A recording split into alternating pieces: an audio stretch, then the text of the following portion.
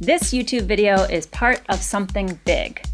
How big? Well, if you were to watch all the videos that get uploaded to YouTube in one day, by the time you finish watching, the year would be 2081.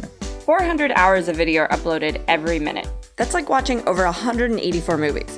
And it might not be as impressive, but for about a year now, Lo and I have been going behind the scenes at Google and making YouTube videos about all the stuff we're curious about.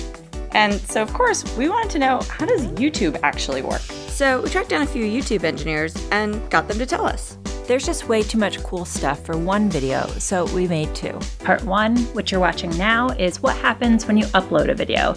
In part 2, we find out what happens when you play a video. But for now, keep watching and we'll get into uploading. Any kind of video that ever comes from any random camera that has ever been produced has shown up in our system. And that means a bunch of different file types, resolutions, and formats. And it's YouTube's job to make all these different videos playable. On every possible device, for every possible user, in every part of the world. We basically take all of the video that you have uploaded into YouTube and take it from a whole series of random video formats and then convert it into something that YouTube players can watch. Why not just let people watch the original upload? You might have given us a video that's really great quality, looks wonderful, but it's so big that I can't distribute it to anybody. Meaning, if YouTube tried to let you play that video, it could cause constant buffering, or melt your phone, or if every video that everyone ever tried to watch was that big, You could break the internet. And that's not good. yeah. To not break the internet, YouTube does something called processing. Let's say you upload a video to YouTube. The first thing we do is start looking at it to figure out how we're going to make it smaller. We'll examine the video, try and understand what's the resolution, what's the frame rate, and then we'll generate what we call a mezzanine. In other words, a high-quality copy of your video. That lets us carve it up into chunks About 5 seconds each. and then pass each chunk off to a different machine and have that machine process just this little piece of video. And then we'll run it through some math and generate a compressed version of that. And this happens again and again and again, making smaller and smaller versions of these 5-second chunks. And then all of these corresponding chunks get stitched back together. We'll generate maybe 25 different video outputs depending on the resolution of the input coming in. So if you've uploaded a 4K video and someone has an HD TV, they could watch the 4K version. Or if you're just a sloth in the middle of the jungle with sloth speed internet, there's still a smaller version that you can also watch. But how does YouTube actually make all these smaller versions of your original video? Well, this is where this video is going to get kind of technical, but we promise if you stick with us, we'll make it worth your while. When people talk about media files, you might hear the word codec.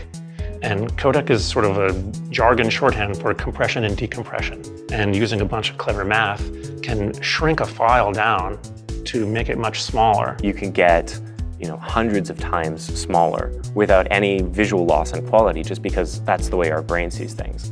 We learned that cameras can actually capture so many more details than we humans are able to visually perceive. So video codecs are all about simplifying the video down into what's most important and what we'll actually notice. Before you compress a video, you can think about it as just a bunch of dots. But sometimes these dots are similar, and compression technology is like, I see what's going on here and I have a solution. So you can say this pixel is like that pixel, and that's where all of that savings comes from. You're watching this video later on, you're gonna see there's a bunch of background that's not changing, but there's other parts that are changing. So all the stuff that doesn't change doesn't need to keep getting refreshed with each new frame, which shrinks the file size. So if I'm doing something surprising like this all around that, does that When you dance around and move, is it fabulous, and do you make it hard for the codec? Totally. The answer is absolutely yes. Sorry, codec. I'm really sorry. Like all things technological, transcoding isn't always perfect. So Steve and his team run experiments, asking people to watch videos and rate what looks best to them. And then YouTube takes all the results from these tests and fine-tunes its algorithms to match what people like the most. Which also helps reduce compression artifacts like banding and blocking.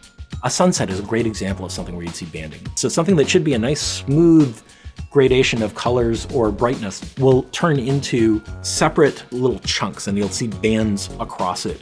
Blocking, in comparison, is the obvious one. We compress everything into these macro blocks or into individual pieces. Part of what we're trying to do is smooth out the differences to make it as clean as possible. And because a YouTube video is more than just the video itself, every time you upload, YouTube is also finding the best thumbnail options for you. And recognizing speech in order to generate automatic captions. And using machine learning to help figure out what's going on in your video that could make it more searchable. And math and computers and coding is crazy because this is happening for thousands of videos every single second. How do you think about the size of YouTube? On one hand, in the history of things, YouTube is among the most popular things ever. But in the end, what YouTube is about connecting an individual or a small group of people with an individual or a small group of people. So as the number of people in the world watch YouTube grows and the amount that YouTube gets consumed grows, that intimate connection never changes. It really is just about this like person-to-person connection. So thanks for watching this video. If you're interested, check out part 2 about what happens when you play a YouTube video.